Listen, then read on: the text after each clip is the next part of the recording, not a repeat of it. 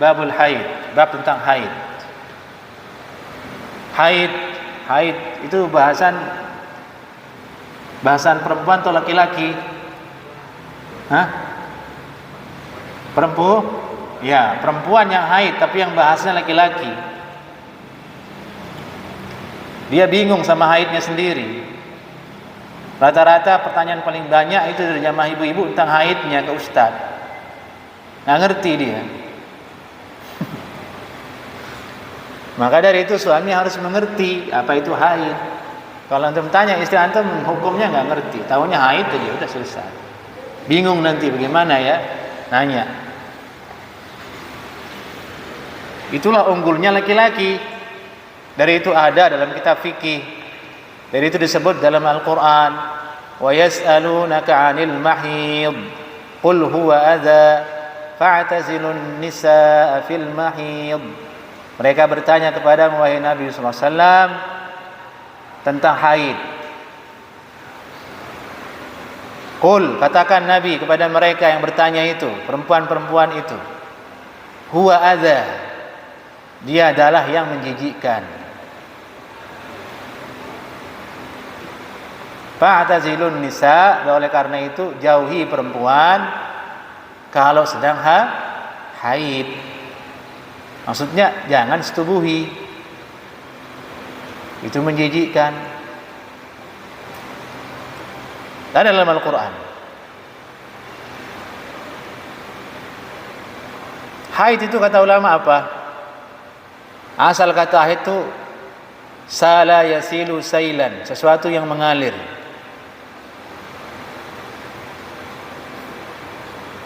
Darah haid itu kata ulama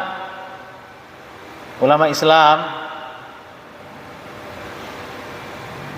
adalah darah yang berasal dari qa'rur rahim, dari pangkal rahimnya perempuan.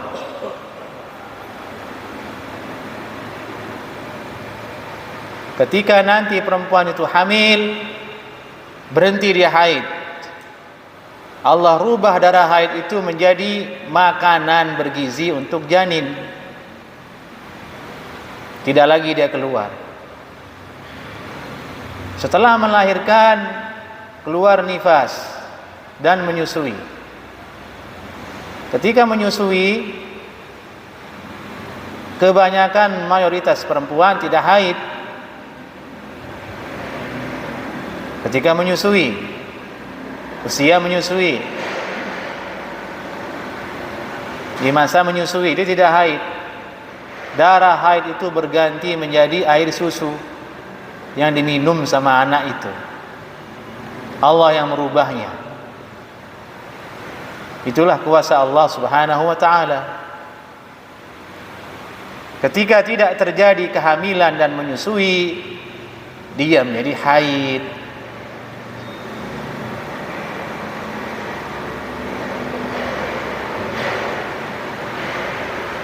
Allahu Akbar, kuasa Allah kan?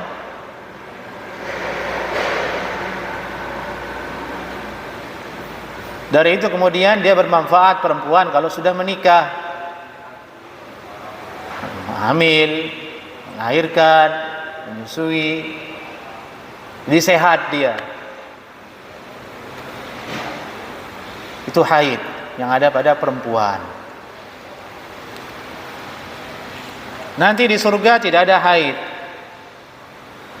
karena haid itu menjijikkan. Di surga bidadari tidak haid, disebutkan demikian. Itu hanya untuk perempuan di dunia saja. Meskipun di dunia tadi hikmahnya sangat banyak sekali, sekali.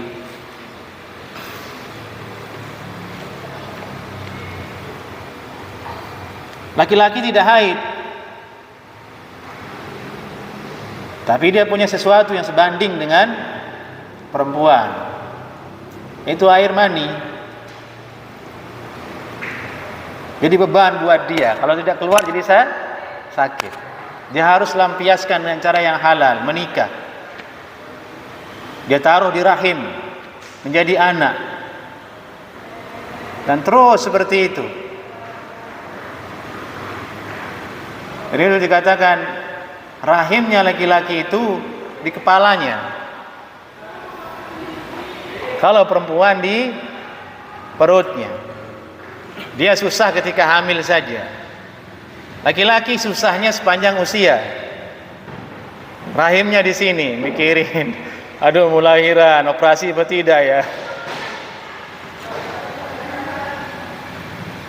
Sini, udah lahir anaknya, aduh, nanti sekolah di mana ini anak nih? Aduh, belum selesai utang rumah, kendaraan. Ini rahimnya di sini. Laki-laki. Subhanallah, kuasa Allah subhanahu wa ta'ala.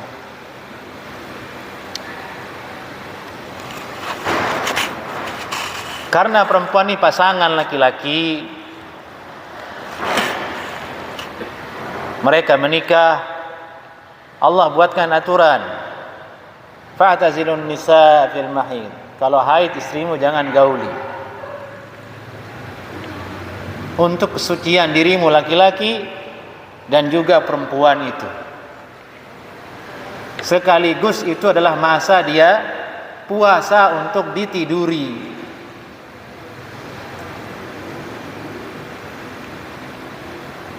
Kalau laki-laki nggak bisa puasa dia, dari itu dibolehkan nikah lagi. Yang ini haid, dia punya istri satu yang tidak haid. Yang muskilahnya kalau istrinya cuma satu, ya sudah sabar kalau begitu. Tapi laki-laki begitu berat tanggung jawabnya. Ini bukan bercanda bermain, tidak. Itu hakikat yang ada, yang Allah berikan pada laki-laki. Bertanggung jawab. Dia harus bertanggung jawab kepada istrinya, memberikan makan, memberikan nafkah, bertanggung jawab kepada keluarga si perempuan itu. Bukan main-main. Tanggung jawab besar. Ini aturan tidak boleh dilanggar. Kalau dilanggar rusak dunia. Seperti yang terjadi hari ini di negara-negara barat dan orang-orang sana yang kafir. Tidak ada tanggung jawab dalam masalah hubungan seksual. Tidak usah menikah. Yang rugi siapa? Perempuan.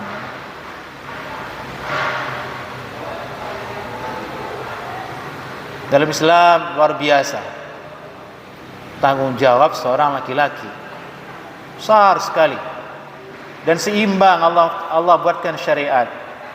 Allah haramkan perempuan menolak suaminya kalau dia punya hajat. Sebanding dah itu, sebanding. Bahkan dalam riwayat disebutkan kalau seandainya perempuan itu sedang ngeden mau melahirkan, diandai-andaikan begitu, dia sedang ngeden melahirkan perempuan, suaminya mau sama dia, sini dia harus datang. Tapi kan nggak mungkin.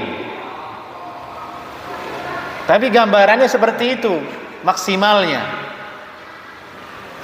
Sehingga dalam riwayat disebutkan perempuan yang taat sebagai suaminya itu kalau disuruh untuk memakan ingus suaminya yang lagi pilek, disuruh boleh. Saking besarnya hak suami. Hak ini berbanding dengan tanggung jawab. Tanggung jawab. Nih kan antum ambil itu perempuan. Dia bukan anak antum, bukan adik antum, anaknya orang. Antum ambil, nikah, kawin. Antum diwajibkan tempat tinggal, rumah, beri makan 5 kali sehari, pakaian, menjaga dia. Berat nah itu? Berat. Kompensasinya hanya apa? Hanya cinta, berat kan begitu. Kalau secara emosi kan begitu, di luar syariat. Dan itu pola pikir orang barat kan, masa seberat itu terus kemudian hanya itu mah bisa gratis tuh sama pelacur katanya. Naudzubillah min dzalik. Ini syariat Islam ini memanusiakan perempuan. Diberikan hak, ini kewajiban. Luar biasa jemaah syariat kita. Jadi kita semakin sayang, semakin bangga dengan syariat Nabi Muhammad sallallahu alaihi wasallam. Dari itu beruntung orang yang dapat laki-laki soleh. Jadi itu disuruh perempuan menikah dengan laki-laki yang soleh karena mengerti tanggung jawab, mengerti aturan Allah Subhanahu wa taala. Tapi di sisi lain ya begitu. Perempuan malah tidak ngeh dengan ini. Dia tertipu daya. Orang soleh mah urutannya ke-10. Yang pertama itu yang ganteng sekarang, yang keren, yang kece, yang kayak Korea.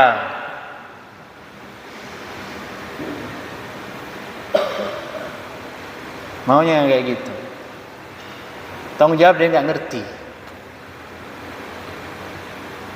Sallallahu alaihi wasallam. Ini mukadimah tentang haid, karena dia masalah perempuan jadi larinya ke situ. Baik. Sini ada hadisnya sekarang tentang haid.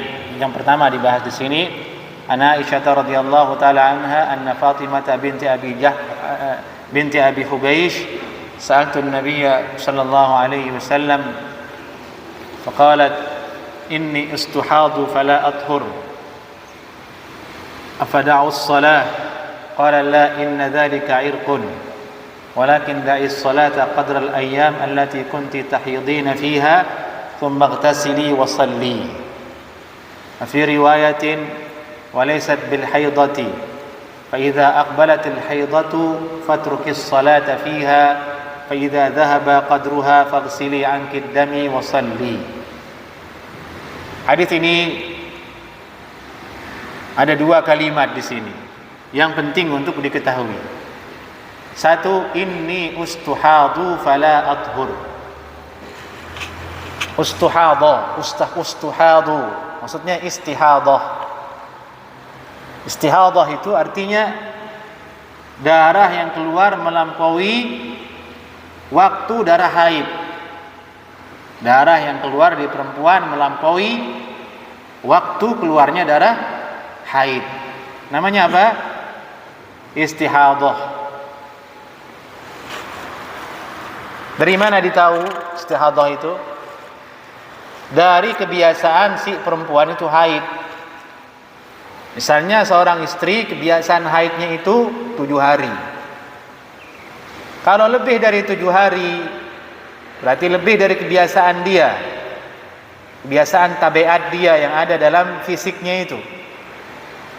8 masih keluar, 9 masih keluar, hari ke-10 masih keluar. Ini disebut ustuhadah atau istihadah. Darah yang keluar melampaui batas normal darah haid. Yang kedua, di hadis ini ada kalimat haid, yaitu pada kalimat walaysat bil haidati. Itu bukan haid. Menunjukkan bahwasanya beda antara haid dengan istihadah. Nah, jadi antum bisa ajari istri antum, ini haid namanya dek, yang ini istihadah namanya. Kalau haid ma'ruf, sudah diketahui, ciri-cirinya ada.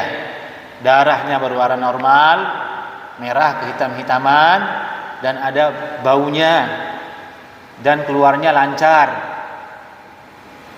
menetes pada waktu yang sudah biasa terjadi pada diri perempuan setiap bulan.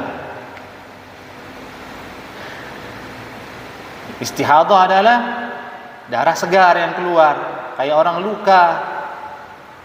Nah, kan bahaya kalau darah segar yang keluar.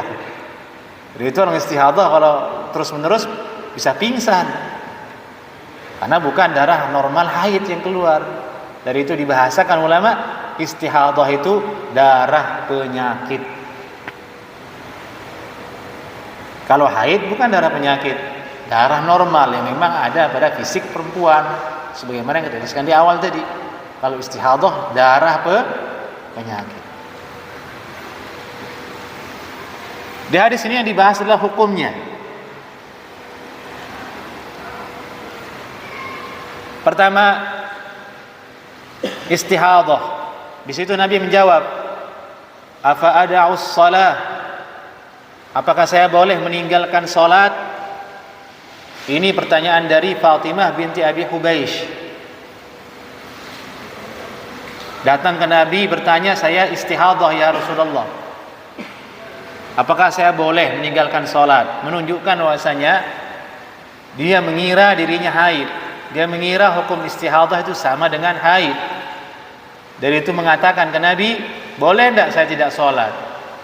Nabi memberikan penjelasan, la, tidak. Istihadahmu ini hanyalah irq, yakni semacam darah biasa.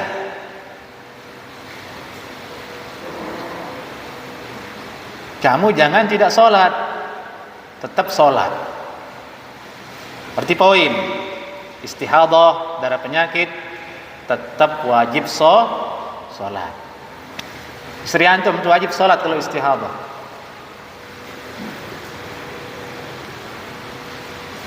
Dan saya yakin dia nggak tahu itu perempuan. Kalau antum nggak tanya dia. Dari itu perempuan banyak kasusnya itu lalai dari sholat gara-gara darah tadi itu. Dia ngerti dia. Darah istihadah dikira haid. Dia tidak sholat. Orang azan subuh dia tidur, bangun jam 7. Enak sekali dia ya. Kita laki-laki subuh itu udah begini-gini aja lawan ngantuk tuh sholat. Dia mah tidur aja sampai jam 7. Saya nggak sholat katanya. Tapi bahaya kalau dia nggak tahu ternyata istihadah bagaimana. Berdosa dia. Berarti perbedaan berarti istihadah itu tetap wajib sholat.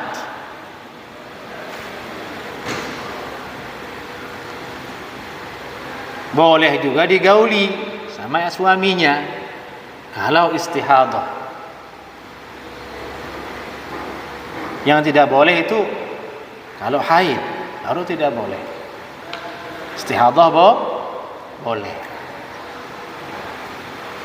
Nabi bersabda kemudian, walakin da'is salata qadral ayyam allati kunti tahidina fiha.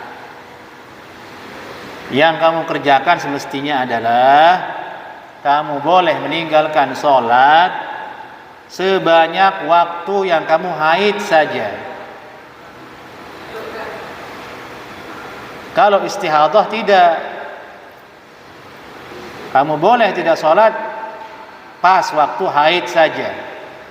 Setelah haidmu habis, tsumma ightasili. Kamu mandi, kemudian sholat. Meskipun darahmu masih keluar. Karena darah yang keluar itu disebut istihadah.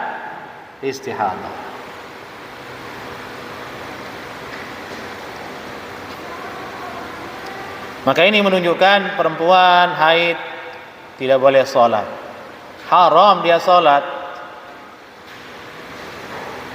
Bahkan sebagian ulama mengatakan lebih ini lagi, tidak boleh dibaca Al-Quran. Duduk di masjid tidak boleh. Itu perempuan. Dari itu dibilang naqisatu aqlin wa dinin. Akalnya kurang, agamanya kurang. Agamanya kurang yang tadi itu. Dia tidak sholat selama haid.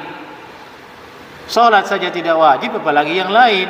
Baca Quran, i'tikaf, tidak ada. Udah free dia mengapain aja. Hanya tidur saja, tidur makan, tidur makan. Enak toh? Enak enggak? Ya enak kalau dia perempuan. Kita kan laki-laki. Laki-laki tidak ada liburnya sholat. Antum mau sakit aja wajib sholat. Antum diimpus nih, tapi masih bernyawa, akal antum masih aktif, wajib sholat itu. Itu laki-laki. Antum mogok macet wajib sholat antum tuh. Kalau sudah waktunya. Antum kerja di sini itu azan wajib sholat.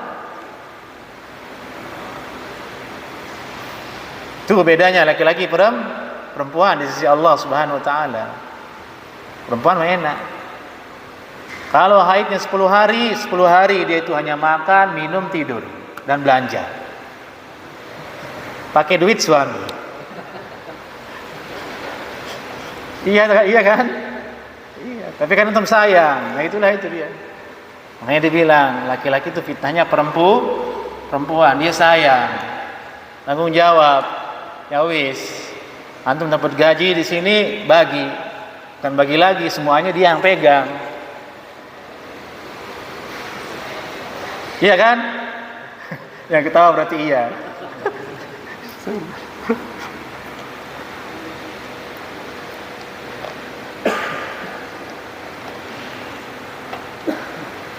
Bahkan mazhab Syafi'i mengatakan batas maksimalnya perempuan haid itu 15 hari.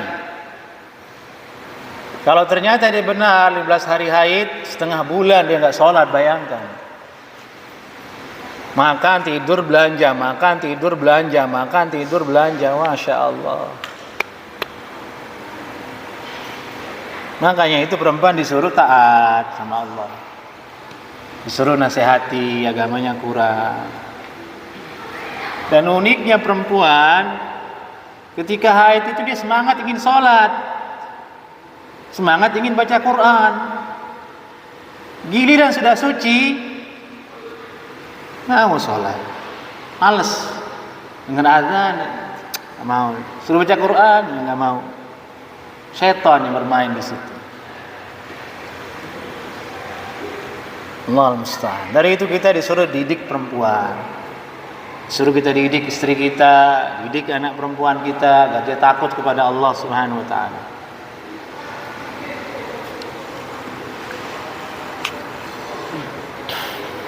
Baik.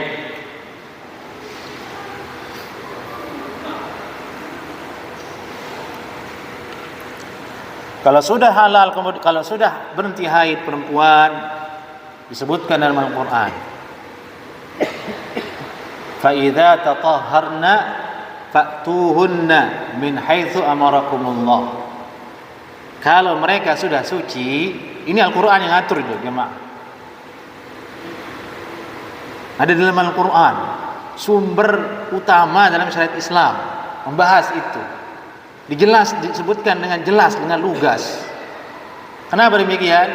Karena itu menyangkut kebutuhan umum orang beriman. Harus jelas. فَإِذَا تَطَهَّرْنَ فَأْتُوهُنَّ مِنْ حَيْثُ أَمَرَكُمُ اللَّهُ. Kalau mereka sudah suci, suci maksud kata ulama sudah mandi. Sudah mandi. Karena tidak dikatakan suci kalau belum mandi, masih junub dia. Dari itulah mengatakan tidak boleh datangi istri kalau belum mandi junub dari haid. Nah, antum ingat nih suami, jangan nanya ke istri sudah berhenti haid ya. Sudah, jangan langsung serang, tunggu dulu mandi dulu, suruh mandi dulu. Dan terangkat junubnya, jangan berprinsip nanti sekalian aja mandinya, jangan. Ini syariat Allah Subhanahu wa taala. Supaya bersih, mandi. Baru gauli, setelah itu mandi lagi, mandi terus.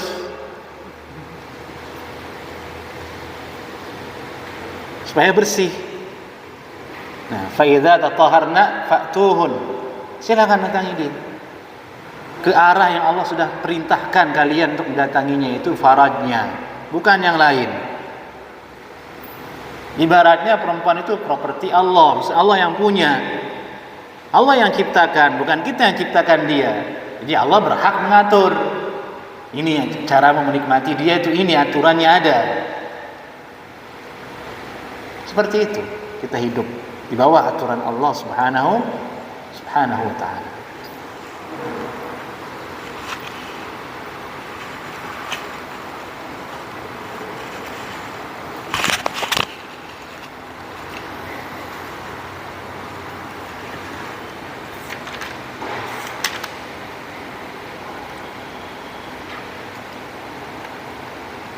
Hadis kedua dari Aisyah radhiyallahu taala anha dalam bab ini, anna ummu Habibah ustuhidat 7 sinina fa'asaltu Rasulullah sallallahu alaihi wasallam an dhalik fa'amaraha an taghtasila faqala hadha 'irqun qalat fakanat taghtasilu likulli salatin.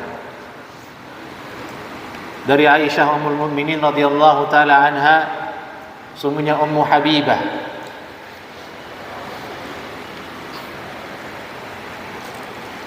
Ummu Habibah ini istrinya Abdurrahman bin Auf radhiyallahu taala anhu.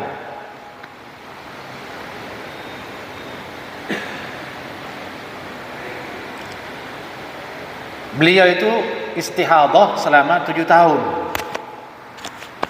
Darah penyakit keluar terus bertahun-tahun. Kemudian bertanya ke Nabi SAW tentang hal itu. Kemudian Nabi merintahkan untuk mandi. Itu bukan haid, itu penyakit. Maksudnya begitu haidnya selesai, diukur dengan ukuran haidnya seminggu dia haid. Setelah seminggu dia wajib mandi, wajib dia sholat. Setiap mau sholat mandi dulu karena dia masih ada darah. Diambil dari hadis ini kesimpulan, orang yang istihadhah darah penyakit itu tetap wajib sholat, dan adabnya itu ialah mandi setiap kali mau sholat.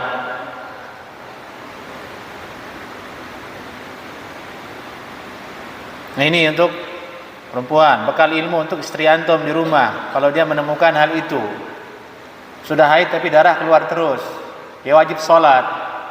Setiap mau sholat disuruh mandi. Sunnah kata ulama, tidak wajib. Ada khilaf tapi yang benar dia sunnah hukumnya. Kalau dia sekedar hanya membersihkan darahnya kemudian pakai pembalut lagi, sudah sah insyaallah taala, boleh dia sholat lagi. Intinya dia bersihkan darah yang keluar lebih dahulu, kemudian pakai sesuatu untuk menghentikan arus darah tersebut, baru dia sholat. Setiap kali mau sholat, tidak cukup satu wudu berarti. Tidak bisa dia bilang wudu sholat maghrib, nanti isya langsung sholat, tidak boleh. Kalau istihadhah dia harus cek lagi, mau sholat isya dia cek lagi, dia bersihkan lagi, wudu yang baru dia sholat.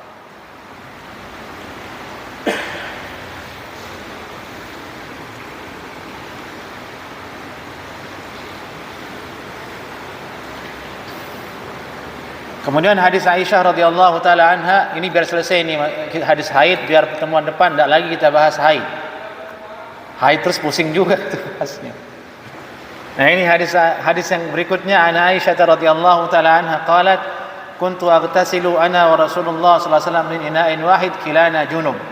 Fa kana ya'muruni fa attaziru fa yubashiruni wa ana haid. Dulu Nabi sallallahu alaihi wasallam memerintahkan saya untuk mengencangkan sarung saya, bawahan saya, pakaian bawah yang digunakan oleh Aisyah, dan Nabi menggauli saya dalam keadaan saya haid. Ini solusi bagi orang istrinya satu, istrinya haid, dia sudah kebelet, boleh dia gauli istrinya, tapi dengan syarat jangan di area yang ada darah itu. Dulu Nabi melakukannya. Caranya Aisyah disuruh pakai sarung, dikencengin sarungnya, kemudian Nabi menggaulinya sallallahu alaihi wasallam. Hal ini malu untuk diungkapkan sebenarnya, tapi Nabi mengungkapkannya, Aisyah menjelaskannya, karena dia hajat orang banyak.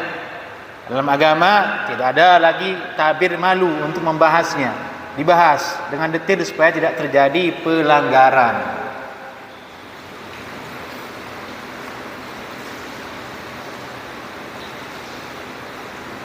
Wa kana yukhrij ra'sahu ilayya wa huwa mu'takifun fa aghsiluhu wa ana haid. Nabi sallallahu alaihi wasallam ketika i'tikaf, beliau balingan di pinggir masjid, kepalanya dikeluarkan supaya berada di luar area masjid. Di situ ada Aisyah radhiyallahu taala anha duduk di pinggir masjid. Ibaratnya ini teras masjid, ini teras luar masjid. Di sini Aisyah duduk, Nabi julurkan kepalanya ke situ untuk disampoin sama Aisyah, dibersihin kepalanya. Dalil bahwasanya perempuan tidak boleh lama-lama duduk di masjid. I'tikaf kata ulama. Jumhur ulama mengatakan begitu. Tapi terjadi perubahan fatwa sekarang. Ada yang mengatakan bagaimana hukumnya ibu-ibu haid datang ke masjid dengar pengajian. Kata ustadznya boleh. Iya, ada pendapat mengatakan begitu. Dia berdalil dengan hadis yang berbunyi inna haidatiki laysat fi yadiki. Haidmu bukan di tanganmu. Haidmu bukan di tanganmu, menunjukkan bahwasanya sebab dilarang perempuan i'tikaf di masjid kalau seandainya terjadi talawus. Talawus itu artinya tercecer darah. Jadi itu dilarang. Tapi ini pendapat lemah. Tidak adalah perempuan haid tercecer darah. Emang orang kena panah apa? Di zaman Nabi meskipun belum ada pembalut, tidak sampai begitu. Jangan jauh-jauh. Di zaman nenek kita dulu yang zaman penjajahan, emang ada jual pembalut? Tidak ada. Tapi ada cerita nenek kita datang jalan-jalan darahnya netes di tanah. Tidak ada. Manusia berakal. Dan itu yang rajih kata ulama, perempuan haid kalau bisa jangan i'tikaf di masjid. Kalau tidak ada kepentingan, udah di rumah saja. Karena perempuan kalau banyak keluar repot, dia repot, suaminya repot. Misal antum jalan-jalan, dia mau ke toilet, pasti lama. Antum nunggu ndak? Nunggu, repot ndak itu? Repot. Nunggu milih barangnya 1 jam, nunggu ke toiletnya setengah jam. Kita udah boring begini itu. Ngapain ya? Coba kalau di rumah dia beres, kita aja yang pergi, aman. Dek, kamu di rumah aja, tenang. Setia insya Allah, tenang aja gitu. Kan beres urusan, jalan-jalan, mau beli apa? Nih barang selesai. Bener loh, repot. Itu hikmahnya disuruh udah di rumah saja. Askinuhunna fi buyutikunna. Biarkan tinggal di rumah kalian perempuan itu, jangan banyak keluar. Nah, kalau kita bahas itu lain lagi, itu banyak sekali bahasnya tentang itu. Baik, hadis terakhir ini an Aisyah radhiyallahu taala anha qalat kana Rasulullah sallallahu alaihi wasallam yattaqi fi hijri fa yaqra'ul Qur'an wa nahaid. Nabi sallallahu alaihi wasallam bersandar di kamar saya, kata Aisyah. Beliau baca Al-Qur'an, saya sedang haid. Aisyah tidak ikut baca Quran, hanya Nabi yang baca. Diambil dalil dari situ oleh ulama, perempuan haid tidak boleh baca Quran, kecuali yang dia punya pelajaran menghafal Al-Quran. Dia punya hafalan Al-Quran, hafizah, dia belajar tahfidz. Haid dia bagaimana? Kalau tidak murajaah hilang hafalannya. Wajib dia murajaah. Tapi kalau bukan santriwati yang tahfidzul Quran, dia hanya belajar matematika, bahasa Inggris dan sebagainya, tiba-tiba ada pelajaran baca Quran, dia haid, ikut baca, hindari. Khawatir jatuh pada dosa karena dia sedang junub. Jelas jemaah? Baik, alhamdulillah. Ada pertanyaan? Ingat-ingat pertemuan berikutnya sudah selesai ya, Kitabul Haid ya. Nah,